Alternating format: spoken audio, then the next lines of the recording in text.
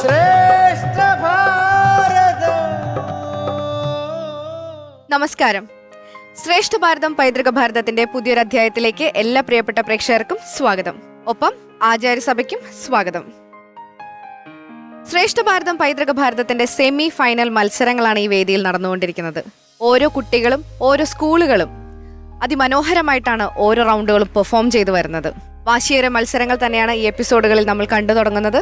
ഒരിക്കൽ കൂടി എല്ലാ കുട്ടികൾക്കും എല്ലാവിധ ആശംസകളും നേർന്നുകൊണ്ട് ഇന്നത്തെ അധ്യായം നമുക്ക് ആരംഭിക്കാം. ആദ്യം വജ്രവ്യൂഹം.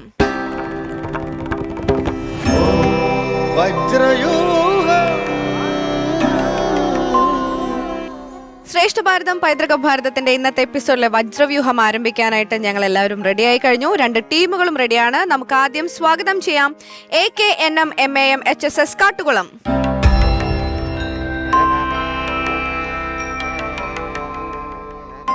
പേര്? എന്റെ പേര് ലക്ഷ്മി. ഞാൻ 9th പഠിക്കുന്നു.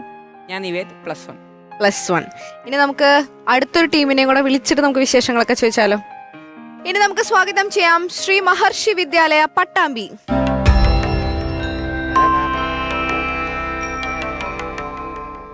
പേര്? സ്നേഹ. എത്രാം ക്ലാസ്സിലാ? +1. ശ്രേയ 10th. അപ്പം 2 കൂട്ടർക്കും സർട്ടൻ പോയിന്റ് എന്താ പറയാ പോർഷൻ നിങ്ങൾക്ക് പഠിക്കാനായിട്ട് തന്നിട്ടുണ്ട്. നന്നായി പഠിച്ചു. കൃത്യമാണ്. 5 ചോദ്യം ചോദിച്ചാൽ 5ഉം ഉത്തരം പറയും. ആണോ? റെഡിയാണ്. അതായത് ഇപ്രാവശ്യം ഈ ഒരു സെമി ഫൈനലിലും കൂടെ വന്നപ്പോൾ ക്വസ്റ്റ്യൻസ് ഒക്കെ ഭയങ്കര ടഫാണ്. അതിനേക്കാളും ടഫായിട്ടാണ് നമുക്ക് ഓപ്ഷൻ തരുന്നത്. ഓപ്ഷൻ അല്ലെങ്കിൽ ഇതിനേക്കാൾ എളുപ്പം തോന്നുന്നുണ്ട്. കാരണം അത്രയും കൺഫ്യൂസിങ് ആണ് ഇവരുടെ ഓപ്ഷൻസ് വരുന്നത്. കഴിഞ്ഞ റൗണ്ടിൽ അനുഭവിച്ചതാണല്ലോ. എങ്ങനെ ഉണ്ടായിരുന്നു? അത്യാവശ്യം കുഴപ്പമില്ലായിരുന്നു. എത്ര മാർക്ക് ഉണ്ടായിരുന്നു? 40. 10 പോയിന്റ് നമുക്ക് പോയല്ലേ. ഇവിടെ ഫുള്ളും മേടിച്ചു. പക്ഷെ ഇപ്രാവശ്യം നമ്മൾ കൂടുതൽ പ്രിപ്പയർ ചെയ്തിട്ടാണ് വന്നിരിക്കുന്നത് അല്ലേ.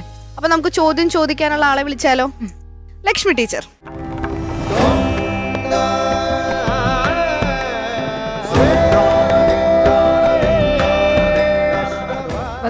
വന്നു. അപ്പൊ ഏറ്റവും എന്താ പറയാ കഷ്ടം പിടിച്ചിട്ടുള്ള ചോദ്യങ്ങളും അതിനേക്കാളും കൺഫ്യൂസിംഗ് ആയിട്ടുള്ള കുറെ ഓപ്ഷൻസും ആയിട്ട് ടീച്ചർ ഇവിടെ റെഡി ആയിട്ടുണ്ട്. അതുകൊണ്ട് ഇത്രയും കൺഫ്യൂഷന്റെ ഇടയിൽ നിൽക്കാനുള്ള ത്രാണി എനിക്കില്ലാത്തതുകൊണ്ട് ഞാൻ അങ്ങ് മാറി തരാം. സിമ്പിളാണ്. അങ്ങനെ സംസാരിക്കാനും പറ്റൂ. ഞാനൊക്കെ ഓപ്ഷൻ തരാണെങ്കിൽ കൃത്യമായിട്ട് മനസ്സിലാവുന്ന ഓപ്ഷനെ കൊടുക്കുള്ളൂ. അതുകൊണ്ടാണ് എന്നെ ഏൽപ്പിക്കാത്ത കേട്ടോ. അപ്പൊ എന്തായാലും ടഫ് ആയിട്ടുള്ള കാര്യങ്ങളൊക്കെ ടീച്ചർ ചെയ്യും. ഞാൻ അവിടെ പോയിരിക്കാം. തീർച്ചയായിട്ടും. അപ്പൊ ഓൾ ദി ബെസ്റ്റ്. അപ്പൊ നമുക്ക് ആരംഭിക്കാം. നമ്മൾ ഭഗവത്ഗീതയാണ്. ഭഗവത്ഗീതയിലെ ക്വിസ്സാണ്. മറ്റു ക്വിസ്സുകളിൽ നിന്നും ഭഗവത്ഗീത ക്വിസ്സിനെ വ്യത്യസ്തമാക്കുന്നത് ഒരിക്കലും ഒരു ക്വിസ്സിന്റെ സാധ്യത ഭഗവത്ഗീതയിൽ ഇല്ല. അത് വളരെ വിസ്തരിച്ച് പഠിക്കേണ്ടതാണ്. പക്ഷേ അതിനെ ക്വിസ്സിന്റെ ഭാവത്തിലേക്ക് കൊണ്ടുവരുമ്പോൾ നമ്മൾ നേരത്തെ പറഞ്ഞതുപോലെ നമുക്ക് 4 ഓപ്ഷനും ചിലപ്പോൾ ശരി ഉത്തരത്തോട് അടുത്ത് നിൽക്കുന്ന ഓപ്ഷനുകളായിരിക്കും. അപ്പൊ നമ്മൾ എങ്ങനെ തിരഞ്ഞെടുക്കും? ഏറ്റവും ശരിയായത് അല്ലെ, ശരി ഉത്തരത്തോട് ഏറ്റവും അടുത്തു നിൽക്കുന്ന ഉത്തരത്തിനാണ് നമുക്ക് പ്രാധാന്യം കൊടുക്കേണ്ടത്. അപ്പൊ നമുക്ക് ധൈര്യത്തോടെ ഭഗവത്ഗീത ക്വിസിലേക്ക് കടക്കാം. ഇത് കാണാനിരിക്കുന്ന ഒത്തിരി പേർക്ക് ഇത് പ്രചോദനമാവും എന്നതിൽ യാതൊരു സംശയമില്ല. അപ്പോ നമ്മൾ ഭഗവത്ഗീത പ്രശ്നോത്തരിയായ വജ്രവ്യൂഹത്തിലേക്ക് പ്രവേശിക്കുന്നു. ആദ്യം ആരോടാ? AKNM MAM HSSനോടുള്ള ചോദ്യങ്ങളാണ്. നിങ്ങൾക്കുള്ള ചോദ്യങ്ങൾ ഇതാ. കർമ്മം കൊണ്ട് മോക്ഷപ്രാപ്തി നേടിയ ഒരു വ്യക്തിയെ ഭഗവത്ഗീതയിൽ ഉദാഹരിക്കുന്നുണ്ട്. പേര് പറഞ്ഞ കൃഷ്ണൻ ഉദാഹരിക്കുന്നുണ്ട്. താഴെ പറയുന്ന ഓപ്ഷനുകളിൽ ആരൊക്കെയാണ് അത്? 1 A Sreekrishnan, B Janakan, C Sreesukan, D Vedavyasan. നിങ്ങളുടെ സമയം ആരംഭിക്കുന്നു. B ജനകൻ. 30 എന്ന് വന്ന ആദ്യ സെക്കൻഡിൽ ഉത്തരം പറഞ്ഞു. അത്ര ആത്മവിശ്വാസം ഉള്ളതുകൊണ്ടാണോ? പിന്നെ ഒന്നും ആലോചിക്കണ്ട. ഒരു ചെറിയ അങ്ങോട്ടും ഇങ്ങോട്ടും ഒക്കെ. ശ്രീശുകൻ അങ്ങനെയായിരുന്നു. വേദവ്യാസൻ കർമ്മത്തിന്റെ മഹാജ്ഞാനിയായ വ്യക്തിയാണ്. കർമ്മം അറിഞ്ഞ ആളാണ്. ജനകനാണ്. അപ്പൊ നമുക്ക് ലോക്ക് ചെയ്യാം. ഓപ്ഷൻ B ജനകൻ. നോക്കാം ശരിയാണോ ഉത്തരം എന്ന് നോക്കാം. നിങ്ങൾക്ക് എന്തെങ്കിലും കോൺട്രിബ്യൂട്ട് ചെയ്യാനുണ്ടോ? ശരിയാണോ? ഇത് പഠിച്ചിരുന്നോ? വായിച്ചിട്ടുണ്ട്. നമുക്ക് നോക്കാം ഓപ്ഷൻ B ശരിയായ ഉത്തരമാണോ എന്ന്. യെസ്, ശരി ഉത്തരമാണ്. ഏതാ ഭാഗം ഓർമ്മയുണ്ടോ? കർമ്മണ്യേവഹി സംസിദ്ധിമാസ്തിത ജനകാദയഃ എന്ന ഭാഗത്തു നിന്നാണ് ഈ ചോദ്യം വന്നത്. നിങ്ങൾക്ക് 10 മാർക്ക്. നിങ്ങൾക്കുള്ള ചോദ്യങ്ങൾ ഏതൊക്കെയാണ് ഭഗവത്ഗീതയിൽ നിന്നും തിരഞ്ഞെടുത്തു കൊണ്ടുവന്നിരിക്കുന്നത് എന്ന് നോക്കാം. നിങ്ങളുടെ ചോദ്യങ്ങൾ ഇതാ. ഒന്നാമത്തെ ചോദ്യം വരുന്നു. ഭഗവത്ഗീതയിൽ ക്ഷേത്രജ്ഞ വിഭാഗ യോഗത്തിൽ ക്ഷേത്രം എന്ന പദത്തിന്റെ അർത്ഥം എന്താണ്? ക്ഷേത്രം എന്ന പദം പല അർത്ഥങ്ങളിൽ ഉപയോഗിക്കുന്നുണ്ട്. ഇവിടെ ക്ഷേത്രം എന്ന പദം ഏതർത്ഥത്തിലാണ് ഉപയോഗിക്കുന്നത്? ഓപ്ഷൻ എ ബുദ്ധി, ഓപ്ഷൻ ബി ശരീരം, ഓപ്ഷൻ സി വയൽ, ഓപ്ഷൻ ഡി ജീവൻ. അപ്പൊ നിങ്ങളുടെ സമയം ആരംഭിക്കുന്നു. നിങ്ങൾ ലോക്ക് ചെയ്തോളൂ. ഓപ്ഷൻ ബി ശരീരം. ഓപ്ഷൻ ബി ശരീരം ഉറപ്പാണ്? ലോക്ക് ചെയ്തേക്കാം. അപ്പൊ നമ്മൾ ലോക്ക് ചെയ്യുന്നു. ഓപ്ഷൻ ബി ശരീരം. ക്ഷേത്രത്തിന് പല അർത്ഥങ്ങളും ഉണ്ട് അല്ലെ? സംസ്കൃത ഭാഷയുടെ ഒരു 3-ാം അധ്യായത്തിൽ ശരീരം കൗന്ദേയ ക്ഷേത്രമത്യഭിധീയതേ. ഇതം ശരീരം കൗന്ദേയ ക്ഷേത്രമിത്യഭിധീയതേ. നോക്കാം അതാണോ ശരി ഉത്തരം എന്ന് നോക്കാം. നിങ്ങൾ പറഞ്ഞതാണോ എന്ന് നോക്കാം. Yes, 10 mark. ഒന്നാമത്തെ ചോദ്യത്തിന് 10 മാർക്ക്.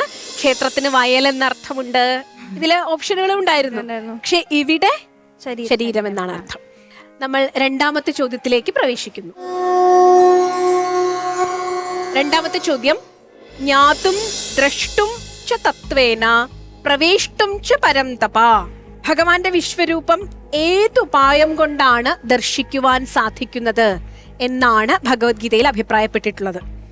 ഓപ്ഷൻ എ യജ്ഞം കൊണ്ട്, ഓപ്ഷൻ ബി തപസ്സുകൊണ്ട്, ഓപ്ഷൻ സി ദാനം കൊണ്ട്, ഓപ്ഷൻ ഡി ഭക്തി കൊണ്ട്.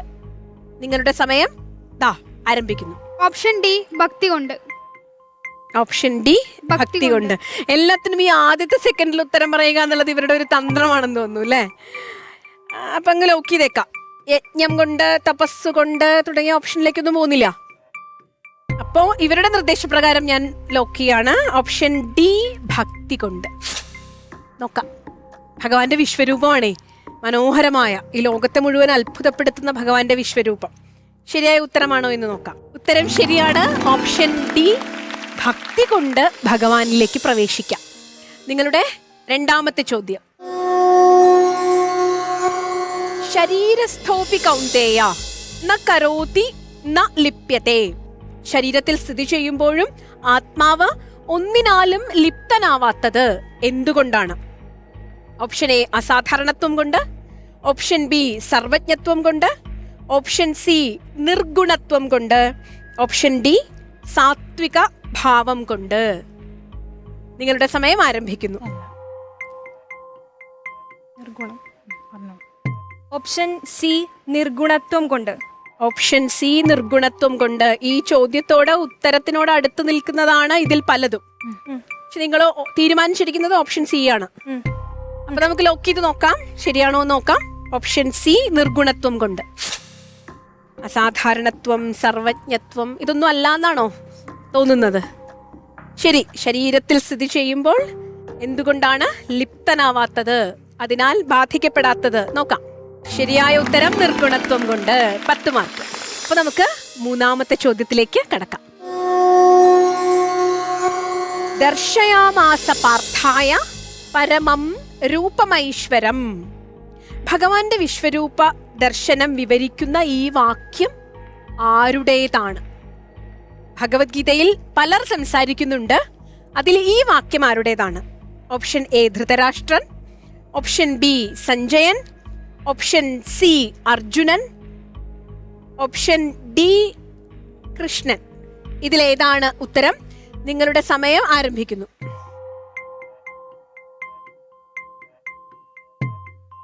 അങ്ങനെ ആലോചിച്ച് വേഗം പറയൂ.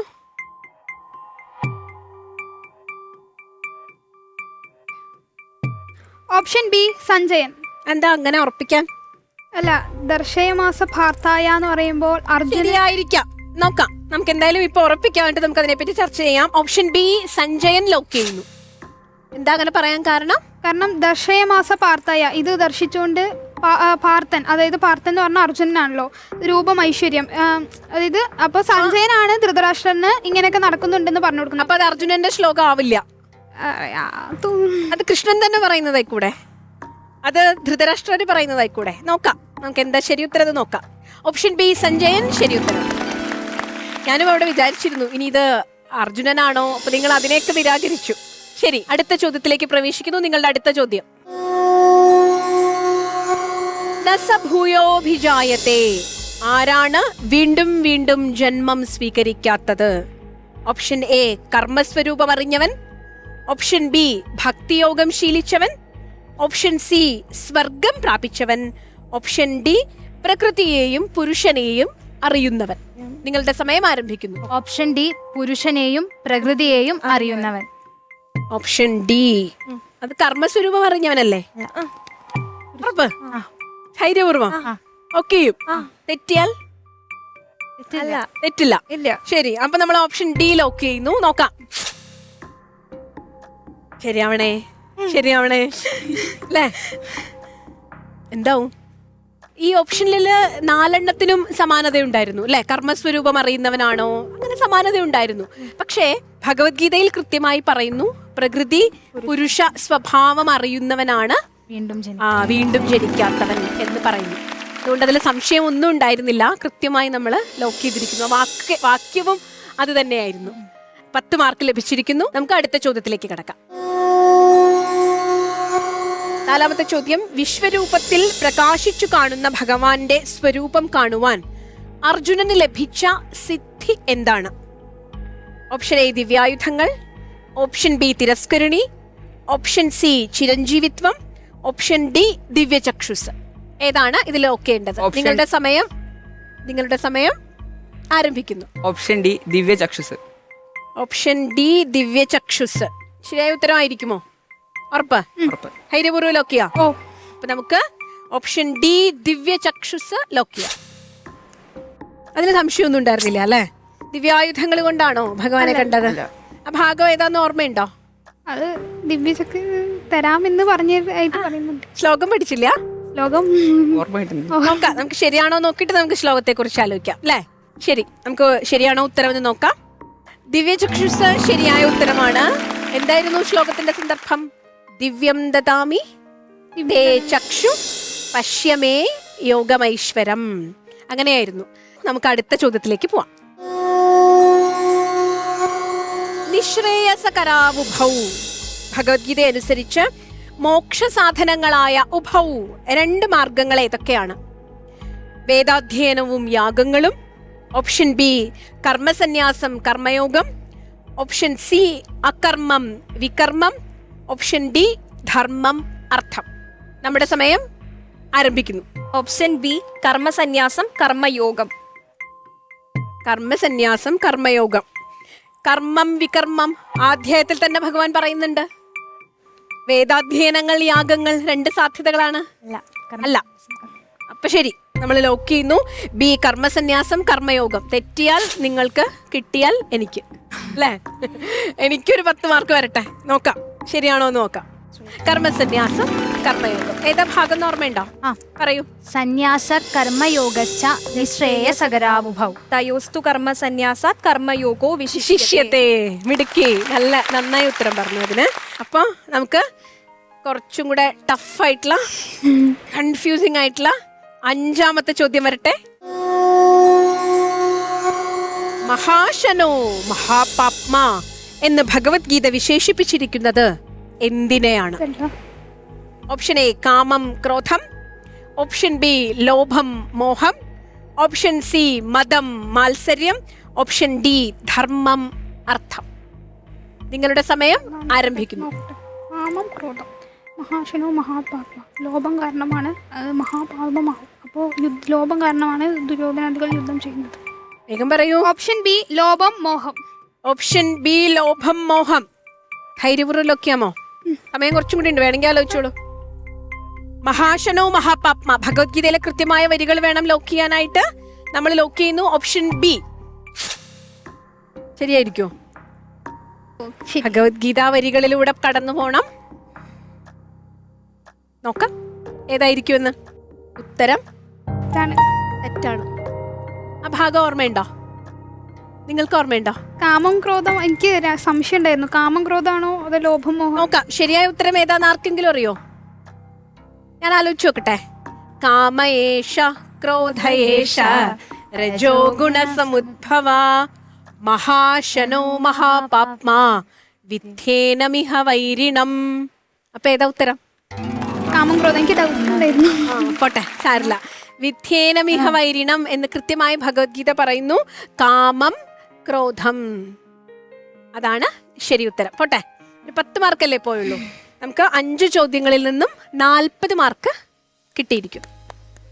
നമ്മളുടെ അടുത്ത ചോദ്യം,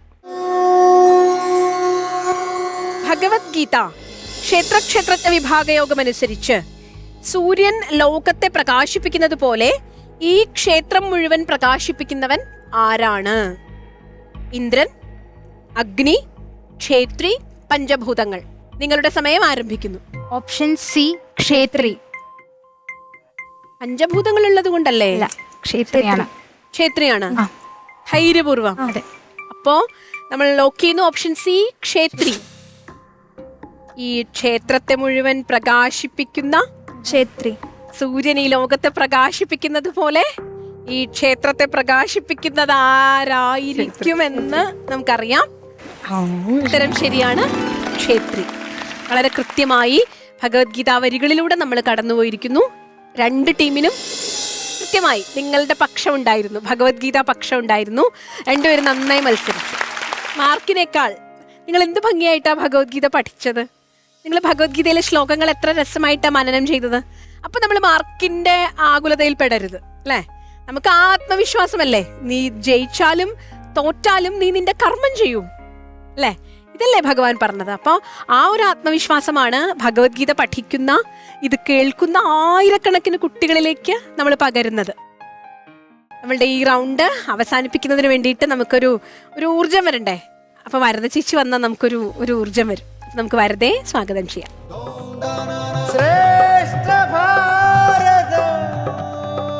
സ്വാഗതം. Thank you. സാധാരണ എന്നെ അങ്ങനെ ആരും സ്വാഗതം വല്ലപ്പോഴൊക്കെ വേണ്ടേ. തുടർന്നോളൂ. നല്ല രസമുണ്ട്. അപ്പൊ വീണ്ടും നിങ്ങൾ ഫുൾ മാർക്ക് മേടിച്ചു. ഇവിടെ ഒരു 10 പോയിന്റ് പോയി അല്ലേ.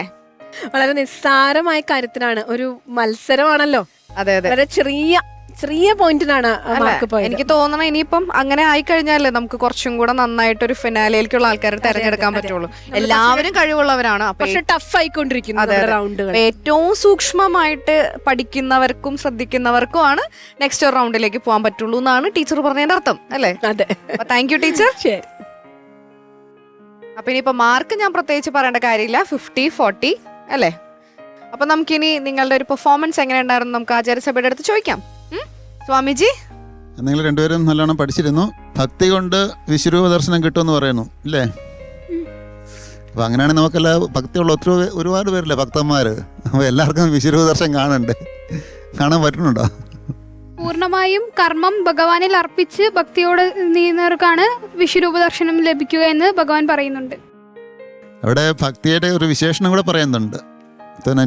അനന്യമായ ഭക്തി കൊണ്ട് എന്നെ ആശ്രയിക്കുന്നവർ, ഭഗവാനെ മാത്രം പൂർണ്ണമായിട്ടും ഭക്തിയുള്ളവരെന്ന് പറയുന്നത്. ഇവിടെ നമ്മളിവിടെ വിശ്വരൂപ ദർശനം അനന്യമായ ഭക്തി എന്ന് പറയുമ്പോൾ നമ്മൾ കുറച്ചൊന്ന് അത് മനസ്സിലാക്കണം. കാരണം നമ്മൾ സാധാരണ വിശ്വരൂപ ദർശനം നമ്മൾ പടങ്ങളൊക്കെ കാണാറുണ്ട്. ഭഗവാൻ കുറേ തലകളും കൈകളും ഒക്കെ ആയിട്ട് നിൽക്കുന്ന പടങ്ങളെ കാണാറുണ്ട്.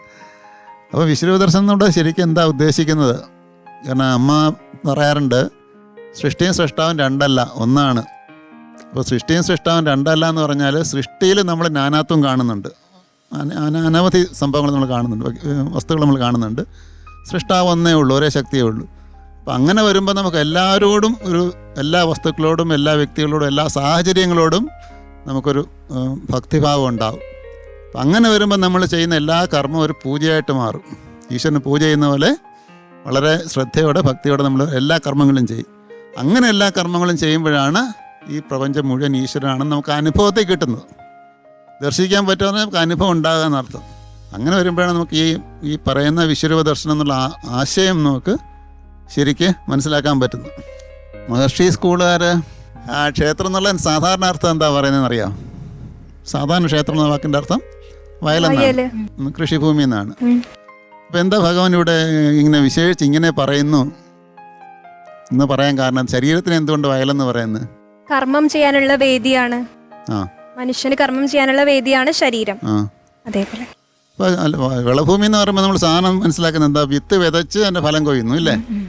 വിത്ത് വിതച്ച് അത് ഫലം കൊയ്യുന്നു. അപ്പം നമ്മുടെ ശരീരത്തിന് കർമ്മങ്ങളുടെ വിത്ത് വിതച്ചിട്ട് കർമ്മഫലം അനുഭവിക്കാനുള്ള ഉപാധിയാണ് നമ്മുടെ ശരീരം. അപ്പോൾ അത് നന്നായിട്ട് നിങ്ങളത് പറഞ്ഞു. മാത്രമല്ല ഇവിടെ മറ്റൊരു ചോദ്യം വന്നത്, ഈ പ്രകൃതിയും പുരുഷനും പറയുന്നുണ്ടല്ലോ, പ്രകൃതിയുടെ ഉള്ളിൽ പുരുഷന് ആ തത്വം, അതേ തത്വം തന്നെയാണ് ശരീരത്തിനുള്ളിൽ ക്ഷേത്രജ്ഞൻ ഇരിക്കുന്നു എന്ന് പറയുന്നത്. അപ്പോൾ ക്ഷേത്രജ്ഞൻ എന്നുള്ളതിനിവിടെ ക്വിസ് മാസ്റ്റർ ചോദ്യത്തിൽ ക്ഷേത്രീയ എന്നൊരു വാക്കാണ് ഉപയോഗിച്ചത്. അത് നിങ്ങൾ കൃത്യമായിട്ടത് മനസ്സിലാക്കി അത് പറയാൻ സാധിച്ചു. അപ്പോൾ നിങ്ങൾ നന്നായിട്ടത് പഠിച്ചിരുന്നു, കുറേ കൂടെ ഉൾക്കൊണ്ട് പഠിക്കാൻ കഴിഞ്ഞു. തീർച്ചയായിട്ടും ആ വിജയം അർഹിക്കുന്നതാണ്, നിങ്ങളുടെ പ്രയത്നത്തിൻ്റെ ഫലമാണ്. കർമ്മത്തിൻ്റെ വിത്ത് വിതച്ച് ഫലം കൊയ്യാന്ന് പറഞ്ഞ പോലെ നിങ്ങൾ ഈ കർമ്മം പ്രയത്നിച്ചു, അതിൻ്റെ ഫലം വിജയം നിങ്ങൾക്ക് കൊയ്യാൻ സാധിച്ചു. അഭിനന്ദനങ്ങൾ രണ്ടു കൂട്ടർക്കും. നന്ദി സ്വാമിജി. സർ, ഭഗവത്ഗീതയുടെ ആന്തരികമായ അർത്ഥതലങ്ങളിലേക്ക് നിങ്ങൾക്ക് ഇറങ്ങി സഞ്ചരിക്കാൻ സാധിച്ചു എന്ന് കാണുമ്പോൾ വളരെയധികം അഭിമാനമുണ്ട്, സന്തോഷമുണ്ട്. കാരണം ഈ പ്രായത്തിൽ സ്കൂളിൽ പഠിക്കുന്ന കുട്ടികളോട് ചോദിച്ചാൽ സ്കൂളിലെ പഠിക്കാൻ തന്നെ ഞങ്ങൾക്ക് സമയമില്ല, പിന്നെ ഞങ്ങൾക്ക് ഗീതയും രാമായണവും ഭാഗവതവും ഒന്നും ഞങ്ങൾക്ക് നോക്കാനേ സമയം കിട്ടില്ല എന്ന് പറയുന്ന ഒരു കുട്ടികളുടെ നടുക്കാണ് നിങ്ങളും ജീവിക്കുന്നത്. അതിനിടയിൽ നിങ്ങൾക്ക് ഗീത പഠിക്കാൻ സമയമുണ്ടാക്കി വെറുതെ വായിക്കുകയല്ല ചെയ്തത്. ഇപ്പം സ്വാമിയായിട്ടുള്ള ചർച്ചയിൽ നിങ്ങൾ മനോഹരമായ ഉത്തരം പറഞ്ഞപ്പോൾ ഈ ആശയം ശരിക്കും ഉൾക്കൊണ്ടുകൊണ്ടാണ്. നന്നായി പഠിച്ച് അത് ഉൾക്കൊള്ളാനും അത് പ്രാവർത്തികമാക്കാനും പറ്റുന്ന ഒരവസ്ഥയിലേക്ക് നിങ്ങൾ എത്തിച്ചേർന്നു എന്ന് കണ്ടപ്പോൾ ആ ഭാരതീയ സംസ്കൃതിയിൽ കുട്ടികൾക്ക് ഗീത പഠിക്കാൻ പറ്റുന്നതാണ് എന്ന് നിങ്ങൾ ഒന്നുകൂടി തെളിയിച്ച് കാണിക്കുകയാണ്. അത് ഒരു വലിയ അനുഭവമാണ്. ലക്ഷക്കണക്കിന് കുട്ടികൾക്ക് ഇതൊരു പാഠമാകട്ടെ. നിങ്ങളുടെ ഈ പ്രായത്തിലുള്ള ഗീതയിലേക്കുള്ള പ്രവേശം അത് നന്നായി ഇവിടെ രണ്ടു കൂട്ടരും ഭംഗിയായിട്ട് തന്നെ അവതരിപ്പിച്ചു. ആ നിങ്ങളുടെ അവതരണ ശൈലിക്കും ഗീതാ പഠനത്തിനും പ്രത്യേക അഭിനന്ദനങ്ങൾ. നിങ്ങളെ പ്രോത്സാഹിച്ച മാതാപിതാക്കൾക്കും അതേപോലെ അധ്യാപകർക്കും ഒക്കെ ഇതിൻ്റെ അഭിനന്ദനങ്ങൾ അറിയിക്കുകയാണ്. ഗീതയിലെ ഇന്ന് ഏറ്റവും കൂടുതൽ ആദ്യത്തെ വിഭാഗത്തിൽ ചർച്ച ചെയ്ത് സ്വാമിജി പറഞ്ഞ തന്നെ ആ വിശ്വരൂപ ദർശന യോഗമാണ്. വിശ്വരൂപം ഭഗവാൻ കൃഷ്ണനെ കാണിക്കുന്നത് 10ഓളം അധ്യായം കഴിഞ്ഞിട്ടാണ്, അതിനുമ്പൊന്നുമില്ല. അതുവരെയും അർജുനൻ കൃഷ്ണൻ്റെ കൂടെ നിൽക്കുമ്പോൾ അർജുനൻ കൃഷ്ണനെ കാണുന്നത് സഖേ, സുഹൃത്തെ, കൃഷ്ണ, ഇത്രയൊക്കെ ഉള്ളൂ. ഇങ്ങനെയുള്ള എൻ്റെ കൂടെ നിൽക്കുന്ന ഒരു കൂട്ടുകാരൻ എന്ന് മാത്രമേ കാണാൻ പറ്റുള്ളൂ.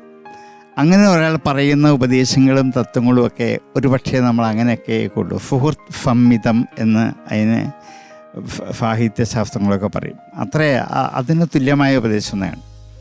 ഒരൈശ്വര്യമായ ഉപദേശത്തിൻ്റെ ശക്തിയും ബലവും കിട്ടാൻ ഞാൻ നിന്നെ പ്രാപ്തനാക്കാം, ഞാൻ നിനക്ക് ദിവ്യമായൊരു കണ്ണു തരാം, ഇതിട്ട് നോക്കിയില്ലേ കാണാൻ പറ്റൂ. ഭക്തി കൊണ്ട് മാത്രം പറ്റില്ല. ദിവ്യം ദദാമി തേ ചക്ഷുഹു. ചക്ഷുഫ് എന്ന് പറഞ്ഞാൽ ചക്ഷുർനാമ കനീനിക അന്തരഗതം തേജ എന്നാണ്. കനീനിക എന്ന് വെച്ചാൽ കൃഷ്ണമണി. കൃഷ്ണമണിയുടെ അകത്തുള്ള ഒരു തേജസ് ഉണ്ട്, ഒരു പ്രകാശം. അതിൻ്റെ പേരാണ് ചക്ഷുഫ്. ബാക്കിയൊക്കെ കണ്ണ്, നേത്രപടലം ഒക്കെയാണ്. ഈ ചക്ഷുഫ് ഭഗവാൻ ഇട്ടുകൊടുക്കുകയാണ് ചെയ്തത് കണ്ണിലേക്ക്. അതിട്ടാൽ പ്രപഞ്ചം മുഴുവൻ കാണാൻ പറ്റും. ഇപ്പം നമ്മൾ TV-യിൽ ഓൺ ചെയ്യുമ്പോൾ നമുക്ക് ഈ ലോകത്തിലുള്ള പല വാർത്തകളും ലോകത്തുള്ള പലതും കാണാൻ പറ്റും. അന്ന് ഭഗവാൻ ചെയ്തത് ഒരു ചെറിയ മൈക്രോ ചിപ്പ് ഈ കണ്ണിലേക്ക് ഇട്ട് കൊടുക്കുക ചെയ്തത്. ഒരു ചെറിയ കടുകുമണി അത്രയും പോലും ഇല്ല. ദിവ്യം ദദാമി തേ ചക്ഷു. ഇതങ്ങോട്ട് ഇട്ട് കഴിഞ്ഞപ്പോൾ പിന്നെ സ്ക്രീനൊന്നും വേണ്ട, കണ്ണ് മുഴുവൻ സ്ക്രീനാണ്. ഈ ലോകത്തെ മുഴുവൻ കാണാൻ പറ്റും. ഇത് കാണിച്ചു കൊടുക്കലാണ് ഈശാവാസ്യമിതം സർവം യത് കിഞ്ച ജഗത്യാം ജഗത്തെന്ന് ഇനിയും അർജുനനെ ബോധ്യപ്പെടുത്തണം. ഈ പ്രപഞ്ചത്തിൽ മുഴുവൻ നിൻ്റെ മുമ്പിൽ നിൽക്കുന്ന ഞാനെന്ന ഈശ്വര ചൈതന്യം നിറഞ്ഞു നിൽക്കുകയാണ്. അതില്ലാത്തൊരു സ്ഥലം എങ്ങുമില്ല. ഈ ഒരു അവബോധം ഉണ്ടാക്കിയെടുത്തെങ്കിൽ മാത്രമേ ഗീതയും ഉപനിഷത്തും ഭാഗവതവും രാമായണമൊക്കെ നമുക്ക് വിശ്വസിക്കാൻ പറ്റുള്ളൂ. കാരണം നമ്മെ നിയന്ത്രിക്കുന്ന ഒരു ശക്തി, ഒരു പ്രപഞ്ചശക്തി ഈ പ്രപഞ്ചത്തിൽ നിറഞ്ഞു നിൽപ്പുണ്ട്, എല്ലായിടത്തും ഉണ്ട്. നമ്മൾ ചിലപ്പം പറയും നിങ്ങൾ ആരും കണ്ടില്ലെങ്കിൽ ഒരു ഈശ്വരൻ ഇവിടെയുണ്ട് കണ്ടോളൂ എന്ന്. അതെ, ശരിയാ, കണ്ടില്ലെങ്കിലല്ല, കണ്ടാലും ഉണ്ട്. നിങ്ങളൊക്കെ കണ്ടാലും നമ്മൾ ചെയ്യുന്ന സമസ്ത പ്രവൃത്തികളും നന്മയും തിന്മയും എന്തൊക്കെ ചെയ്താലും അത് മുഴുവനും കണ്ടുകൊണ്ട് നിൽക്കുന്ന ഒരു സാക്ഷിയായ ഒരു ശക്തി ചൈതന്യം ഈ പ്രപഞ്ചത്തിലുണ്ട്. അതിൻ്റെ നിയന്ത്രണത്തിന് വിധേയരാണ് നമ്മളൊക്കെ. നമ്മൾ വിചാരിക്കുന്ന നമുക്ക് ചെയ്യാൻ പറ്റില്ല. പേന വിചാരിക്കുന്ന പേനയ്ക്ക് എഴുതാൻ പറ്റില്ല. നമ്മൾ വിചാരിക്കുന്ന പേനയിൽ കൂടി എഴുതാനേ പറ്റൂ. ഈശ്വര ശക്തി നമ്മെ പ്രചോദിപ്പിക്കുമ്പോൾ മാത്രമേ നമ്മൾക്ക് ഓരോ പ്രവൃത്തികൾ ചെയ്യാൻ പറ്റുകയുള്ളൂ. പിന്നെ അതിനകത്ത് ദുഷ്ടപ്രവൃത്തി വരുന്നത് നമ്മുടെ ഈ ഉപകരണത്തിൻ്റെ ദോഷം കൊണ്ടാണ്. ഈശ്വര ശക്തിയുടെ ദോഷമല്ല. ഉപകരണം കേടാവുകയോ ദുഷിച്ചോ വന്നു കഴിഞ്ഞാൽ അങ്ങനെ വരികയുള്ളൂ. ഇതൊക്കെ തിരിച്ചറിയിക്കൽ ഗീതയുടെ ഒരു വലിയ സ്വഭാവമാണ്. അതുകൊണ്ടാണ് ഈ 10ാമത്തെ അധ്യായം കഴിഞ്ഞപ്പോൾ അർജുനന് ദിവ്യമായൊരു കണ്ണ് കൊടുത്തിട്ട് ഇനി നോക്കിക്കോളൂ, എല്ലായിടത്തും എന്നെ കാണാൻ പറ്റുന്നു. സകല സ്ഥലത്തും ഭഗവത് സ്വരൂപത്തെ നേരിട്ട് കണ്ട് ഈ ശക്തിയാണ് നിയന്ത്രിക്കുന്നത് മനസ്സിലാക്കിയിട്ട് ഇത് കാണാനാവാതെ ഇത് മറയ്ക്കൂ, എനിക്കിനി കാണാൻ പറ്റില്ല എന്ന് മുമ്പിൽ നിന്ന് കരയുന്ന അർജുനൻ്റെ മുമ്പിൽ നിമിഷങ്ങൾക്കകം മുമ്പിൽ നിൽക്കുന്ന പഴയ കൃഷ്ണ സ്വരൂപം കാണിച്ചു കൊടുക്കുകയാണ്. നാടകീയമായ ഒരു മനോഹരമായ ഒരധ്യായമാണ് വാസ്തവത്തിൽ ഈ 11ാമത്തെ അധ്യായം. അതിൽ കൂടിയാണ് ഇത് മുഴുവൻ കാണിച്ചിരുന്നത്. അത് നിങ്ങൾ ഭംഗിയായിട്ട് മനസ്സിലാക്കിയെന്ന് മാത്രമല്ല, പഠിച്ചു. ഇങ്ങനെ വേണം ഗീത പഠിക്കാൻ. കാരണം ആരെന്തൊക്കെ ചോദ്യങ്ങൾ ഇതുവഴി വന്നാലും ഞങ്ങൾ പറയാൻ അവിടെ തയ്യാറാണ് എന്നുള്ളൊരു തയ്യാറെടുപ്പ് വാസ്തവത്തിൽ നിങ്ങൾ ലക്ഷക്കണക്കിന് കുട്ടികൾക്ക് ഒരു ഉദാഹരണമാണ്, ഒരു പാഠമാണ്. എന്തായാലും ഈ ശ്രേഷ്ഠ ഭാരത വേദിയിൽ നിങ്ങൾക്ക് ഇങ്ങനൊരു അവസരം കിട്ടിയെന്നുള്ളത് ഏറ്റവും അഭികാമ്യമായ ഒരു ജീവിതചര്യയാണ്. അതിന് നിങ്ങൾക്ക് ഇവിടെ വരാനും അവതരിപ്പിക്കാനും പഠിക്കാനും, അല്ലെങ്കിൽ നിങ്ങൾ പഠിക്കില്ല. അതിന് അവസരമുണ്ടാക്കി തന്നു ഈ ശ്രേഷ്ഠ ഭാരതം എന്നുള്ളത് ഭാരതത്തിൻ്റെ ഏറ്റവും അഭിമാനകരമായ അവസ്ഥയിൽ ഒന്നാണ്. അതേപോലെ കാമക്രോധങ്ങളെ നിയന്ത്രിക്കാൻ സാധിച്ചെങ്കിൽ മാത്രമേ ലക്ഷ്യത്തിലേക്ക് എത്താൻ പറ്റുള്ളൂ എന്ന് ഒരു വലിയ നഗ്നസത്യം കുട്ടികളായിരിക്കുമ്പോൾ തന്നെ ബോധ്യപ്പെടണം. ഇന്ന് ഏറ്റവും അധികം കാമക്രോധങ്ങളെ നിയന്ത്രിക്കാൻ പറ്റാതെ വരുന്ന കുട്ടികൾ കാണാം. കാരണം കാമനകളെ അടക്കാൻ പറ്റില്ല. എന്തൊക്കെ ആഗ്രഹം വന്നാലും അത് സാധിച്ചേ അടങ്ങുള്ളൂ. അത് കുട്ടികളുടെ വാശിയാണ്. അതേപോലെയാണ് കോപം. കോപം വന്നാൽ ആരോടുന്നില്ല, എവിടെ വെച്ചെന്നില്ല, അപ്പം അവർ കോപിക്കാം. ഈ 2 ഭാവങ്ങൾ ചെറുപ്പം മുതലേ അടക്കി നീട്ടി വെച്ച് ഇല്ലാതാക്കണം. പെട്ടെന്ന് അതിനെ മുറിച്ച് മാറ്റാൻ പറ്റില്ല. എങ്ങനെ വേണമെന്ന് ഗീത മനോഹരമായി പഠിപ്പിക്കും. കാമയേഷ ക്രോധയേഷ, ഇത് രണ്ടുമാണ് വിദ്ധി ഏനമിഹ വൈരിണം. ശത്രുക്കൾ ഇവരാണ്, വേറെ ആരും ശത്രുക്കളല്ല. ഇതിനെ രണ്ടും അടക്കിയാൽ ഒരു ശത്രുവും ഈ പ്രപഞ്ചത്തിൽ ലോകത്തിൽ ആർക്കും ഇല്ല. ഈ ഒരു അവബോധത്തിലേക്ക് തിരിച്ചെത്താൻ പാകത്തിനുള്ള എത്രയോ ഉപദേശങ്ങളാണ് ഗീത തരുന്നത്. ഇനിയും ഇതൊക്കെ പ്രാവർത്തികമാക്കാൻ നിങ്ങൾക്ക് കഴിയട്ടെ എന്ന് ആശംസിക്കുന്നു. ഇങ്ങനെയുള്ള നല്ല വേദികൾ പങ്കെടുത്ത് ഈ ഗീത ഇനിയും കളയരുത്.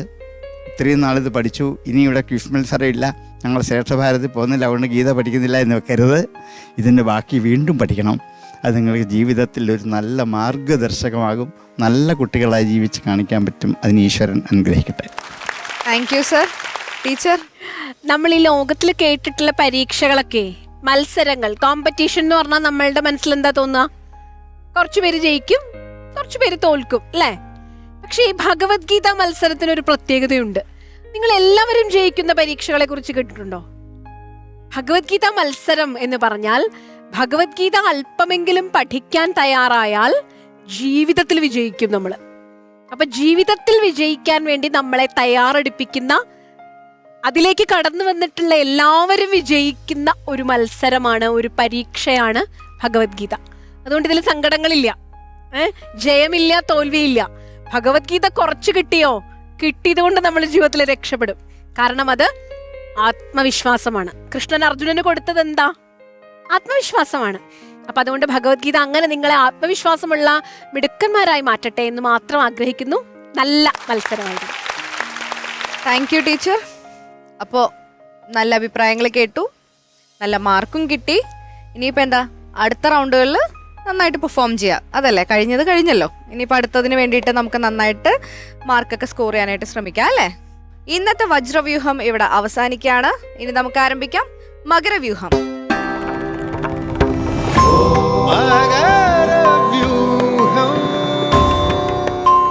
ശ്രേഷ്ഠ ഭാരതം പൈതൃക ഭാരതത്തിലെ മകരവ്യൂഹം ആരംഭിക്കണമെങ്കിൽ സ്വാഭാവികമായിട്ടും നമ്മുടെ ആചാര്യസഭയിലെ മുരളിമേനോൻ ചേട്ടൻ ഉണ്ടായിരിക്കണം. അതില്ലെങ്കിൽ നമുക്ക് എന്താ പറയാ, പൂർത്തിയാവാത്ത പോലെയാണ്. അപ്പൊ മുരളി ചേട്ടൻ അവിടെ ജോയിൻ ചെയ്തിട്ടുണ്ട്. സ്വാഗതം ചേട്ടാ. അങ്ങനെ ഈ വേദിയിൽ നമ്മളെല്ലാവരും റെഡിയായി കഴിഞ്ഞ സ്ഥിതിക്ക് ഇന്നത്തെ കഥാപാത്രങ്ങൾ ആരൊക്കെയാണെന്ന് നമുക്ക് നോക്കാം. അതിനായി സ്വാഗതം ചെയ്യുന്നു അമൃത കൈരളി വിദ്യാഭവൻ നെടുമങ്ങാട്. Yeah. കഥാപാത്രങ്ങൾ ആരൊക്കെയായിട്ടാണ് വന്ന് നിൽക്കുന്നത്? സീതാരാമന്മാർ. സീതാരാമന്മാര്. പേരെന്തായിരുന്നു ശരിക്കും? പവിത്ര. പവിത്ര എത്രാം ക്ലാസ്സിലാ? +2. അക്ഷയ 10th. ഓ, രണ്ടും പബ്ലിക് എക്സാമിന്റെ ആൾക്കാരാണ് വന്ന് നിൽക്കണേ അല്ലേ? എന്തായാലും നന്നായി പ്രാക്ടീസ് ഒക്കെ ചെയ്തല്ലോ. മാക്സിമം സമയം എടുത്ത് പ്രാക്ടീസ് ചെയ്തു. എന്തായാലും സെമി വരെ എത്തിയതല്ലേ അല്ലേ?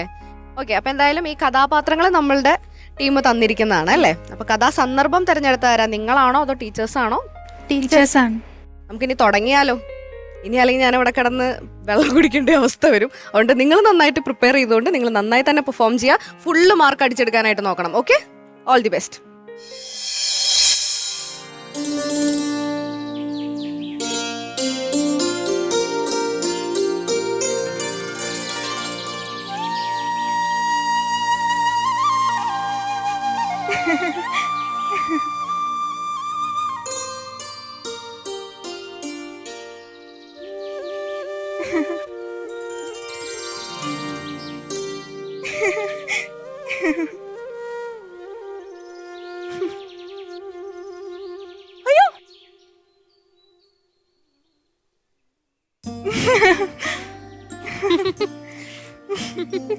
ആര്യപുത്രൻ. എന്തേ, എന്താ പറഞ്ഞത്? ആര്യപുത്രനെന്നും. വിവാഹം കഴിഞ്ഞ് ഒരൊറ്റ ദിവസമല്ലേ ആയോളൂ. മിഥിലയിൽ നിന്ന് അയോധ്യയിലേക്ക് പുറപ്പെടാൻ തുടങ്ങുന്നതേ ഉള്ളൂ താനും. അതിനിടയ്ക്ക് തന്നെ ആരാണ് ഇതൊക്കെ പറഞ്ഞു തന്നത്? രാജമാതാ കൗസല്യാദേവി. ഓഹോ. ഭാവിയിലെ കോസലാധിപന്റെ പട്ടമഹിഷിയാണ്. കൊട്ടാര കെട്ടുകൾക്കുള്ളിൽ പെരുമാറുമ്പോൾ സവിശേഷ ശ്രദ്ധ വേണം എന്ന് പറഞ്ഞു. ബ്രഹ്മർഷികൾ പോലും ഉള്ളിൽ കടക്കാൻ ഊഴം കാത്തു നിൽക്കുന്ന ജനക രാജധാനിയിൽ അപ്സര സുന്ദരിയായ ഒരു കൗമാരക്കാരി തനിക്ക് അനുയോജ്യനായ ഒരു വരനെ അന്വേഷിച്ച് നടക്കുന്നതായി സൂതന്മാർ മഹാകൗശലത്തിൽ പാടി നടക്കുന്നുണ്ടായിരുന്നു.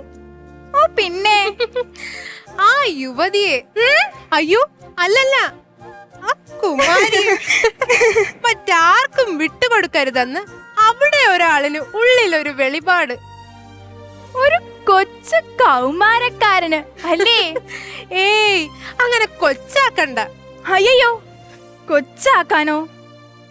കുലഗുരു വസിഷ്ഠന്റെ മാനസപുത്രൻ, ജനപദങ്ങളെ കിടുകിടാ വിറപ്പിച്ച താടകയെ ഒരൊറ്റ അസ്ത്രം കൊണ്ട് നിഗ്രഹിച്ച വീരപരാക്രമി, മായാരണപ്പെടുവായ മാരീചനെ മരണാസന്നനാക്കി തുരത്തിയ മഹാപുരുഷൻ, പ്രജകൾക്ക് പ്രത്യക്ഷ ദൈവതം. അതൊക്കെ അങ്ങനെ അങ്ങ് വന്നുകൂടിയതല്ലേ. ഭൂമിപുത്രിക്കോ എല്ലാം ജന്മനാ ലഭിച്ചതും. സൗന്ദര്യം, സൗശീല്യം, വിനയം, ഭക്തി, പാതിവ്രത്യം. എന്തൊക്കെയായിരുന്നു മേളം. അഹല്യാശ്രമത്തിൽ നിന്ന് അയോധ്യയിലേക്ക് പുറപ്പെട്ടപ്പോഴാണ് വിശ്വാമിത്ര മഹർഷി പറഞ്ഞത് മിഥിലയിലേക്കാകാം ഇന്നത്തെ യാത്ര എന്ന്. ഇവിടെ എത്തിയപ്പോഴോ 8 ചക്രങ്ങളുള്ള പേടകം, അതിൽ ചാപമഞ്ജുഷ, ചാപമഞ്ജുഷയ്ക്കുള്ളിൽ ദേവാസുര രാക്ഷസ ഗന്ധർവാദികൾക്കൊന്നും ഇതുവരെ കുലയ്ക്കാൻ കഴിഞ്ഞിട്ടില്ലാത്ത ദിവ്യ ധനുസ്.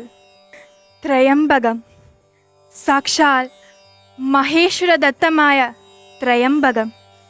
അതിനു മുന്നിൽ ധ്യാനനിരതനായി നിന്ന ഞാൻ വില്ലല്ലാതെ മറ്റൊന്നും കണ്ടില്ല. വില്ലെടുത്ത് കുലച്ച് ഞാൻ മഹാശബ്ദത്തോടെ ത്രയംബകം രണ്ടായി ഒടിഞ്ഞു. ഇടിവെട്ടിയിടും വണ്ണം വിൽമുറിഞ്ഞൊച്ച കേട്ടു എന്നാണ് ഇവിടെ കവികളൊക്കെ പാടി കേട്ടത്. യുഗയുഗാന്തരങ്ങളിൽ അവർ അത് പാടി നടക്കും. ഈ മൈഥിലിയുടെ മനസ്സ് മയിൽപേടയെ പോലെ പുളകം കൊണ്ടു. കണ്ടു ഞാൻ അന്തപുരവാതിൽക്കൽ 2 കരിങ്കൂവള പൂക്കൾ. അവ മെല്ലെ മെല്ലെ മുന്നോട്ടൊഴുകി വന്നപ്പോൾ നേത്രോൽപല മാല തന്നെ. ഏയ്, ഉത്രം നക്ഷത്രം വിവാഹത്തിന് അത്യുത്തമം എന്ന് കുലഗുരു. 4 ജോഡി വധൂവരന്മാർ, നോക്കത്താവിധം പൗരപ്രമുഖർ, 2 രാജ്യങ്ങളിലെയും മന്ത്രിമാർ, സൈന്യാധിപന്മാർ, പടയാളികൾ, നർത്തകർ, വണിക്കുകൾ, നെറ്റിപ്പട്ടം കെട്ടിയ ഗജവീരന്മാർ.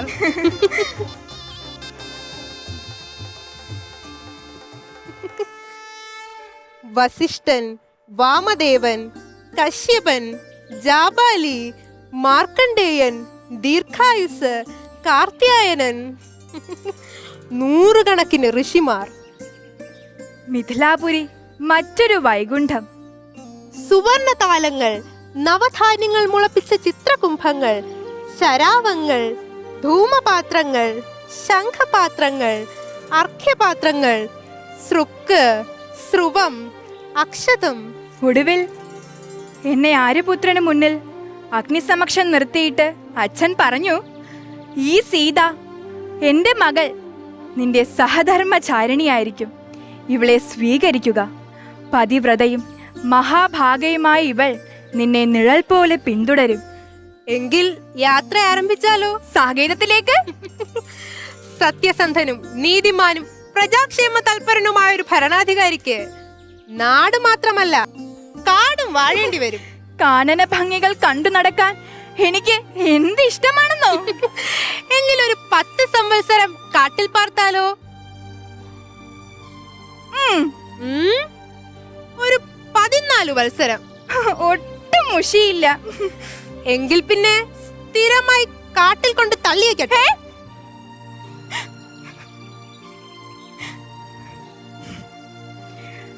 ആര്യപുത്രൻ എന്ത് ചെയ്താലും അത് പ്രജാഹിതം പാലിക്കാൻ വേണ്ടിയായിരിക്കും. എനിക്കുറപ്പാണ്.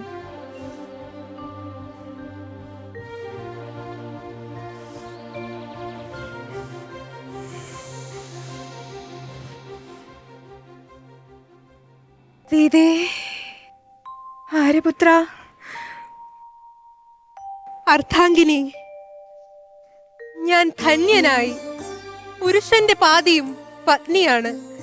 പതിപത്നിമാർ ഒരു മനസ്സായി മുന്നോട്ട് പോകുമ്പോഴാണ് ഈ ജീവിതത്തിന് അർത്ഥമുണ്ടാകുന്നത്. ആര്യപുത്ര, ഇവിടെ നിന്ന് ആരംഭിക്കുന്നു രാമന്റെ യഥാർത്ഥ യാത്ര. ഇതുവരെ കഴിഞ്ഞതെല്ലാം ഒരു ബാലകന്റെ ക്രീഡകൾ മാത്രം. സീതാരാമന്മാർ ഉയിരോടുയിർ ഉരുകിച്ചേർന്ന് നടത്തുന്ന യാത്രയാണ് രാമന്റെ ജീവിതയാത്ര. പ്രപഞ്ചമേ, കണ്ണു തുറന്നു കാണാൻ ഒരുങ്ങിക്കൊള്ളൂ. മനുഷ്യ ജീവിതഗാഥകളിലെ ഏറ്റവും മനോഹരമായ ഏട്, സീതാസമേതനായ രാമന്റെ യാത്ര. രാമസ്യ ആയനം, രാമായണം.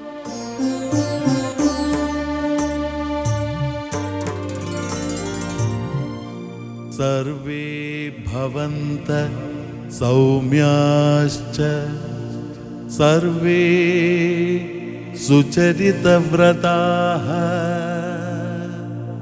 പത്നീഭിഃ സന്തു കാകുത്സ്ഥാ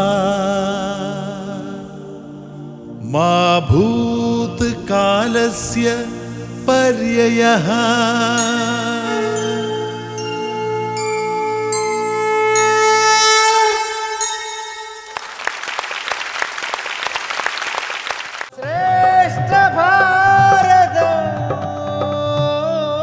എങ്ങനെ ഉണ്ടായിരുന്നു ചെയ്തിട്ട്? ഫുൾ ആൻഡ് ഫുൾ റൊമാൻസ് ആയിരുന്നു അല്ലേ? നന്നായി ചെയ്തു എന്ന് തന്നെയാണ് തോന്നുന്നത്. അപ്പൊ എന്തായാലും നമുക്ക് അഭിപ്രായങ്ങൾ ചോദിച്ചാലോ, കമന്റ്സ് ഒക്കെ. സ്വാമിജി. നമശിവായ. ഏകശ്ലോകി രാമായണം നമ്മൾ കേട്ടിട്ടുണ്ട്. ഈ വലിയൊരു രാമായണം മുഴുവൻ ഒരു ശ്ലോകത്തിൽ ഒതുക്കുന്ന പോലെ രാമകഥ മുഴുവൻ ഒരു ചെറിയ സന്ദർഭം എടുത്ത് അതിനകത്ത് ഒതുക്കാനുള്ള ശ്രമം വളരെ അഭിനന്ദിക്കത്തതാണ്. എങ്കിലും ചില കാര്യങ്ങൾ നമുക്ക് നമ്മുടെ രാമായണത്തെക്കുറിച്ച് പറയുമ്പോൾ, പ്രത്യേകിച്ച് സീതാരാമന്മാരെ കുറിച്ച് പറയുമ്പോൾ, അവരുടെ പ്രണയം തീർച്ചയായിട്ടും മനോഹരം തന്നെയാണ്. പക്ഷേ അതിൻ്റെ ആഴം നമുക്ക് മനസ്സിലാകുന്നത് സീതയുടെ വിരഹത്തിലും ഒക്കെയാണ്. ഇപ്പം നമ്മുടെ ഇവിടെ തന്നെ ഇവിടെ സ്ക്രിപ്റ്റിനകത്ത് ഇപ്പം എന്തെങ്കിലും കാട്ടിൽ തള്ളിയേക്കാം എന്നൊരു വാക്ക് ഉപയോഗിക്കുന്നുണ്ട്. തള്ളിയേക്കാം എന്നുള്ള വാക്ക് വരുമ്പോൾ അത് രാമൻ ശരിക്കും സീതയെ ഉപേക്ഷിക്കുന്നൊരു ഭാവമാണ് അവിടെ കൊണ്ടുവരുന്നത്. അവിടെ വാസ്തവത്തിൽ രാമൻ നിവൃത്തിയില്ലാതെ സീതയെ വാൽമീകിയുടെ ആശ്രമത്തിന് സമീപത്ത് വിടാനാണ് പറയുന്നത്. അപ്പോൾ അതൊരു താൻ ഉപേക്ഷിക്കുന്നതായിട്ടല്ല, തനിക്ക് നിവൃത്തിയില്ല, അതുകൊണ്ട് സീതയിൽ നിന്ന് മാറി നിൽക്കേണ്ടി വരുന്നു. അപ്പം അങ്ങനെ വരുന്ന ഒരു ചെറിയ വ്യത്യാസം, തള്ളിയേക്കാന്നുള്ള വാക്ക് നമ്മളിപ്പോൾ മലയാളത്തിലാകുമ്പോൾ അങ്ങനെ പ്രത്യേകിച്ച് നമ്മൾ ഉപേക്ഷിക്കുന്നൊരു മനോഭാവം അവിടെ കൊണ്ടുവരുന്നുണ്ട്. അപ്പം അങ്ങനത്തെ ചെറിയ ചെറിയ ഒരു കുറവുകൾ എനിക്ക് തോന്നിയിട്ടുണ്ട്. അല്ലെങ്കിൽ നല്ലൊരു ഇതാണ്. പിന്നെ രാമൻ ഒരിക്കലും സീതയെപ്പറ്റി കോസലത്തിൽ വെച്ച് കേട്ടിട്ടുള്ളതായിട്ട് രാമായണത്തിൽ പരാമർശിച്ച് ഞാൻ കണ്ടിട്ടില്ല. ശരിക്കും വിശ്വാമിത്രൻ പറയുമ്പോഴാണ് ഇങ്ങനൊരു മിഥിലയിൽ ഇങ്ങനെ സംഭവം നടക്കുന്നു എന്ന് തന്നെ രാമൻ അറിയുന്നതും.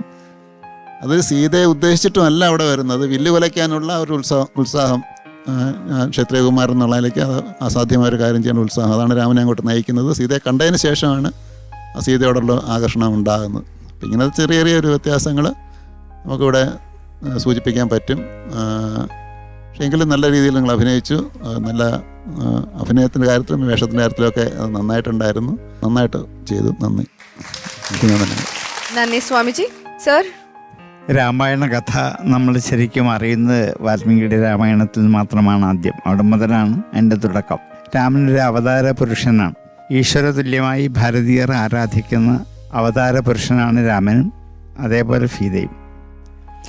ആ ഒരു ഭാവനയെ വിട്ടുകളഞ്ഞിട്ട് ലൗകിക മര്യാദയുടെ അതിക്രമങ്ങൾ കൊണ്ട് ഒരു ഭാവത്തെ ആവിഷ്കരിക്കാൻ ശ്രമിക്കുമ്പോൾ അതിനൊരു ഇടിവ് വന്നിട്ടില്ലേ എന്ന് ഒരു തോന്നൽ ഇത് കണ്ടപ്പോൾ ഉണ്ടായി. അത് ആ കഥ തിരഞ്ഞെടുത്ത് എൻ്റെ ഭാവം ആവിഷ്കരിച്ചപ്പോൾ ഉണ്ടായതാണ്. പക്ഷേ ആ ഭാവത്തെ പോലും ഒരു മനോഹരമായ ശൃംഗാരത്തിൻ്റെ ആവിഷ്കാരത്തിൽ ഈ രണ്ട് കുട്ടികളും അതിമനോഹരമായി രംഗത്ത് അവതരിപ്പിച്ചു. നല്ല സംഭാഷണങ്ങളും ധാരാളം ഉണ്ടായിരുന്നു. നമുക്ക് മിഥിലാപുരിയിലെത്തി ആ സീതാരാമന്മാരുടെ വിവാഹ മഹോത്സവത്തിൽ പങ്കെടുക്കാൻ കഴിഞ്ഞു എന്നുള്ളതൊരു ധന്യതയാണ്. അത്രയും ഞങ്ങളെ എത്തിച്ച നിങ്ങൾക്ക് അഭിനന്ദനങ്ങൾ. അതേപോലെ സീതയുടെയും രാമൻ്റെയും മഹത്വം ഏറ്റവും ഉയർത്തി കാണിക്കുന്ന ഒരു രംഗമാണ് വാസ്തവത്തിൽ ഈ സീതാസ്വയംവരം രംഗത്തിൽ കൂടി. സീത ജനകൻ്റെ രാജധാനിയിൽ വളർന്നു വന്ന രാജകുമാരിയാണ്. ജനകൻ്റെ രാജധാനി ഭാരതത്തിലെ എല്ലാ ഋഷിമാരുടെയും, ഒരു വാക്ക് അവിടെ ഇടയ്ക്ക് പറഞ്ഞിരുന്നു, എല്ലാ ഋഷിമാരുടെയും പാഠശാലയായിരുന്നു ജനകൻ്റെ രാജധാനി. അവിടെ എന്നും ധാരാളം വേദാന്ത ചർച്ചകൾ നിരന്തരമായി നടന്ന സ്ഥലമാണ്. സീത അവിടെ നിന്നാണ് വളർന്നു വന്നത്. ഇത് കേട്ട് പഠിച്ചു വളർന്നു വന്ന ഒരു സംസ്കാരം സീതയിലുണ്ട്. അതുകൊണ്ടാണ് മിഥിലയിൽ നിന്നും അയോധ്യയിലേക്ക് പോകുമ്പോൾ എന്തൊക്കെ സംഭവിച്ചാലും അതിനെയൊക്കെ സ്വീകരിക്കാൻ തയ്യാറാണ് എന്നുള്ളൊരു കരുത്ത് മനസ്സിനുണ്ടാക്കിയെടുത്തത് ചെറുപ്പത്തിൽ കിട്ടിയ ആത്മവിദ്യയുടെ പാഠമാണ്. നമ്മുടെ കുട്ടികൾ സീതയെപ്പോലെ ആയില്ലെങ്കിലും കുറച്ചെങ്കിലും ആത്മവിദ്യയുടെ പാഠം നമ്മുടെ ഗുരുകുലങ്ങളിൽ നിന്നും കൊടുക്കാൻ സാധിച്ചാൽ ഇവരുടെ ജീവിതത്തെ എത്ര വലിയ അനുഭവങ്ങൾ വന്നാലും അതിനെ സമീകരിച്ച് മുമ്പോട്ട് കൊണ്ടുപോകാനുള്ള കരുത്ത് ഇവർക്കുണ്ടാക്കിയെടുക്കും. ആ ഒരു മനോഹരമായ ആശയം നമുക്ക് ഈ കഥാഭാഗത്തു നിന്നും കിട്ടി. ഇതാണ് സീതാസ്വയംവരത്തിൻ്റെ ഏറ്റവും മഹത്തായ ആദർശം എന്ന് തിരിച്ചറിയാൻ ആധുനികരായ കുട്ടികൾ തയ്യാറാവട്ടെ എന്ന് മാത്രം പ്രാർത്ഥിക്കുന്നു. Thank you sir. ടീച്ചർ, ഒരുപക്ഷെ രാമന്റെ ഒരു ധർമ്മഭാവം, ധർമാധിപൻ എന്ന ഭാവം, രാജാവ് എന്ന ഭാവം, ത്യാഗി എന്ന ഭാവം, പുത്രൻ എന്ന ഭാവം, യുദ്ധവീരൻ എന്ന ഭാവം, ഇങ്ങനെ രാമന്റെ ധാരാളം ഭാവങ്ങൾ നമ്മൾ പരിചയപ്പെട്ടിട്ടുണ്ട് രാമായണത്തില്. പക്ഷെ പ്രണയിയായ രാമൻ, നമുക്ക് കൃഷ്ണനെ ഇങ്ങനെ സങ്കല്പിക്കാൻ പറ്റും അല്ലെ? പ്രണയിയായ കൃഷ്ണനെ സങ്കല്പിക്കാം. പക്ഷെ പഞ്ചവടിയിലൊക്കെ വെച്ച് സംഭവിക്കുന്ന, രാമനും സീതയും മാത്രമുള്ള ചില രംഗങ്ങളിൽ സംഭവിക്കുന്ന ഒരു പ്രണയഭാവത്തെയാണ് ഇവിടെ ആവിഷ്കരിക്കാൻ ശ്രമിച്ചത്. എനിക്ക് തോന്നുന്നു സാറൊക്കെ സൂചിപ്പിച്ചതുപോലെ കുറച്ചുകൂടി ഭാവതീവ്രത കൂടുതൽ ഉണ്ടാകുമായിരുന്നത് സീതാ വിരഹത്തിന്റെ ഭാഗത്തോ അതിനോടനുബന്ധിച്ച സംഭവങ്ങളിലോ, സീതയെ തിരിച്ചെടുക്കുന്ന അഗ്നിപരീക്ഷയുടെ സന്ദർഭത്തിലോ, അങ്ങനെയൊക്കെ ഈ തിരഞ്ഞെടുക്കുന്ന കഥാസന്ദർഭത്തെ കുറച്ചുകൂടി വൈകാരികമായി പ്രണയത്തിനപ്പുറത്തുള്ള ഒരു ദൃഢഭാവത്തിലേക്ക് ചിലപ്പോൾ മറ്റൊരു സന്ദർഭം എടുത്തിരുന്നെങ്കിൽ കൊണ്ടുപോകാൻ സാധിക്കുമായിരുന്നു എന്ന് തോന്നി. പക്ഷേ പ്രേക്ഷകർക്ക് അത്ര അങ്ങ് പരിചിതമല്ലാത്തൊരു ഭാവമാണ് നിങ്ങൾ എടുത്തത് എന്നതുകൊണ്ടും ചില സ്ഥലങ്ങളിലൊക്കെ ആശയപരമായി യോജിക്കാൻ കഴിഞ്ഞില്ലെങ്കിൽ കൂടി മനോഹരമായ കവിത പോലെ ഒരു സ്ക്രിപ്റ്റ്, അത് ഞാൻ എപ്പോഴും കൈരളി സ്കൂളുകാരുടെ നാടകത്തിന്റെ സ്ക്രിപ്റ്റുകൾ ശ്രദ്ധിക്കാറുണ്ട്. കവിത പോലെ മനോഹരമായ സ്ക്രിപ്റ്റ്, ഇടയ്ക്കെപ്പോഴൊക്കെയോ ആശയങ്ങളോട് യോജിക്കാൻ കഴിഞ്ഞിട്ടുമില്ല. അങ്ങനെ ഒരു സ്ക്രിപ്റ്റിന്റെ ഭംഗിയുണ്ടായിരുന്നു. നിങ്ങൾ രണ്ടുപേരുടെയും ചേർന്ന ഡയലോഗ് ഭംഗിയായിരുന്നു. അവസാന ഭാഗത്തൊക്കെ വളരെ ഗംഭീരമായ ഒരു പര്യവസാനം ഉണ്ടായിരുന്നു. അങ്ങനെ രാമന്റെ നമുക്കത്ര ഭക്തർക്ക് അത്ര പരിചിതമല്ലാത്ത, രാമായണ വായനക്കാർക്ക് അത്ര അറിയാത്ത ചില ഭാവങ്ങളെ നമുക്ക് കാണാൻ സാധിച്ചു. ആ ശ്രമം വളരെ വിജയകരമായി. അഭിനന്ദനങ്ങൾ. Thank you teacher. മുരളിച്ചേട്ടാ. നമസ്കാരം. അസലായിരുന്നു, ഗംഭീരമായി, ബ്രില്യൻറ്റ്. ഞാൻ ആദ്യം ഒരു തമാശയെ തുടങ്ങാം. ഇത് തുടങ്ങുന്ന സമയത്ത് നിങ്ങൾ ഒന്ന് ഇൻട്രൊഡക്ഷനൊക്കെ കഴിഞ്ഞാൽ എൻ്റെ മനസ്സിലൊരു തോട്ടുണ്ടായി, ഒരു ചോദ്യം. ആ ചോദ്യം ഉണ്ടായ സമയത്ത് തന്നെ വിശ്വനാഥ് സാർ ആ ചോദ്യം എന്നോട് ചോദിക്കുകയും ചെയ്തു. ആ ചോദ്യം എന്താ വെച്ചാൽ, ഈ സ്കൂളിലൊന്നും ആൺകുട്ടികളില്ലേ എന്നുള്ളതായിരുന്നു. വാസ്തവത്തിൽ എനിക്ക് സന്തോഷമുള്ള കാര്യം കേട്ടോ. ഞാൻ കഴിഞ്ഞ ഇതിൽ തന്നെ 3 രാവണന്മാരും സ്ത്രീകളായിട്ട് വന്നപ്പോൾ, പെൺകുട്ടികൾ ചെയ്തപ്പോൾ ഞാൻ സന്തോഷമായിട്ട് പറഞ്ഞു. എന്നാലും വല്ലപ്പോഴും ഒരു ആൺകുട്ടിയെ കാണാൻ ഒരു കൊതി തോന്നിപ്പോയി. അപ്പോൾ ആൺ സംവരണം എന്ന് ഞാനിവിടെ എഴുതി ക്വസ്റ്റ്യൻ മാർക്കുണ്ട്, അതിന് വേണ്ടി വരുമോ എന്നുള്ളത്. പക്ഷേ നിങ്ങളുടെ ജെൻഡറൊന്നും ഒരു ഇഷ്യൂ അല്ല കേട്ടോ. ഗംഭീരമാക്കി രണ്ടുപേരും. അസലായിരുന്നു. Good music. തുടക്കത്തിലെ മ്യൂസിക് നന്നായിരുന്നു.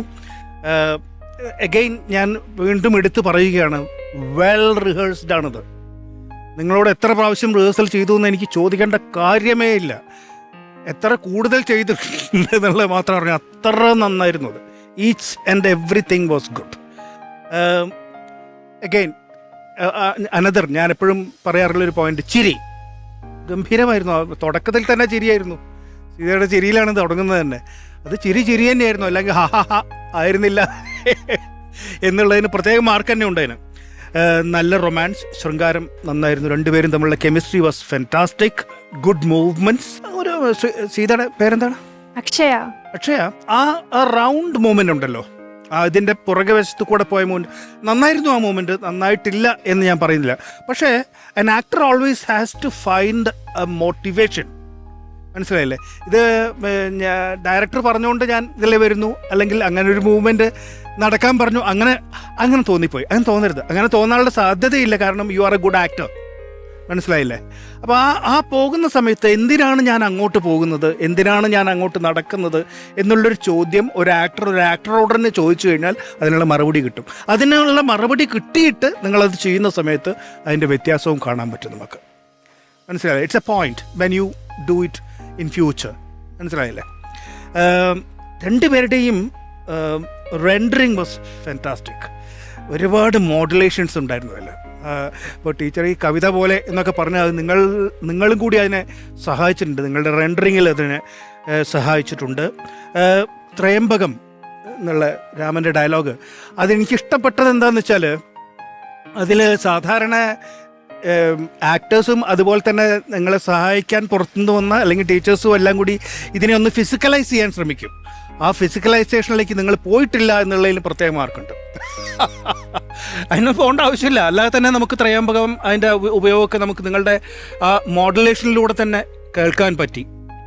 പിന്നെ അവിടെ പോയി ഇരുന്ന പോസ്റ്റർ എങ്ങനെയാണ് നിങ്ങൾ അവിടെ ഇങ്ങനൊരു സാധനം എന്തായാലും നിങ്ങളുടെ സ്കൂൾ റിഹേഴ്സൽ സ്പേസിൽ ഉണ്ടാവാനുള്ള വഴിയില്ല. ഉണ്ടോ? ആ പാറക്കെട്ട് ഇല്ല. അപ്പോൾ അത് പോയി ഇരുന്നതും നന്നായിരുന്നു കേട്ടോ. കാരണം അത് എളുപ്പമല്ലത്. അത്രയും ഒരു ഗ്യാപ്പിൽ അങ്ങോട്ട് കിടക്കുക എന്നുള്ളത് എളുപ്പമല്ല. പക്ഷെ നന്നായിരുന്നു അത്. ഒരു തഞ്ചം ഉണ്ടായിരുന്നു. നല്ല ആക്ടേഴ്സ്, നല്ല ചെയ്ത് ശീലമുള്ള ആക്ടേഴ്സ് ചെയ്യുന്ന പോലെ തോന്നി. ഏതോ ലാസ്റ്റത്തെ മ്യൂസിക്കും നന്നായിരുന്നു, ശ്ലോകവും നന്നായിരുന്നു, ലാസ്റ്റ് പോസ്റ്ററും നന്നായിരുന്നു. അങ്ങനെ നല്ലതല്ലാത്തൊന്നും എനിക്കിപ്പോൾ ആക്ച്വലി പറയാനുണ്ടെങ്കിൽ എന്തെങ്കിലും ഞാൻ കണ്ടുപിടിച്ച് പറഞ്ഞേനെ കേട്ടോ. But it's all very good. Excellent work. Thank you Murali ചേട്ടാ. നല്ല കമൻസ് ആണ് കേട്ടത് അല്ലേ? ഇനിയിപ്പോൾ മാർക്സ് ചോദിച്ചാലോ? Swamiji, out of 10? 75%. 7.5 ആണ്. ഇനി sir, out of 10? 8.5. 8.5. Teacher, out of 10? എൻ്റെ കയ്യിലുള്ളതിൽ ഏറ്റവും നല്ല മാർക്കുകളിൽ 9 മാർക്ക്. ഇനിയാണ് ക്രൂഷ്യൽ ആയിട്ടുള്ള മാർക്ക്. 20 മുരളിച്ചേട്ടൻ മാർക്ക് തരുന്നത്. മുരളിച്ചേട്ടാ 20 അതെ. 20 19 മാർക്കും. 19 മാർക്കും തന്നിട്ടുണ്ട്. മുരളിച്ചേട്ടൻ നേരത്തെ പറഞ്ഞ പോലെ എവിടെയെങ്കിലും എന്തെങ്കിലും ഒരു ഗ്യാപ്പ് ഉണ്ടായിരുന്നെങ്കിൽ പുള്ളിക്കാരനത് കുറച്ചേനെ. അപ്പൊ അത്യാവശ്യം നല്ല രീതിയിൽ നിങ്ങൾ പെർഫോം ചെയ്തിട്ടുണ്ട്. അപ്പൊ ടോട്ടൽ എത്രയാ നോക്കാം? 44 ഔട്ട് ഓഫ് 50. നല്ല മാർക്സ് ആണ്. ഓരേ തൃപ്തിയായില്ല. ഇത് സെമി ഫൈനൽ. ഇത് ഭയങ്കര നല്ല മാർക്കാ. അപ്പൊ തൽക്കാലം 44 സംതൃപ്തി അടയൂ പ്ലീസ്. അപ്പൊ ഇനി അടുത്ത റൗണ്ടുകളിൽ കാണാം. Thank you so much.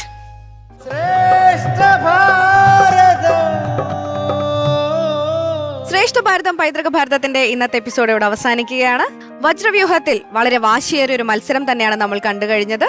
അതിനുശേഷം മകരവ്യൂഹത്തിൽ ശ്രീരാമന്റെയും സീതയുടെയും ജീവിതത്തിലെ ഒരേട് നമ്മൾ കണ്ടു കഴിഞ്ഞു. മനോഹരമായ ഈ അധ്യായം ഇവിടെ പൂർണ്ണമാവുകയാണ്. ആചാര്യസഭയ്ക്ക് നന്ദി, പ്രേക്ഷകർക്ക് നന്ദി.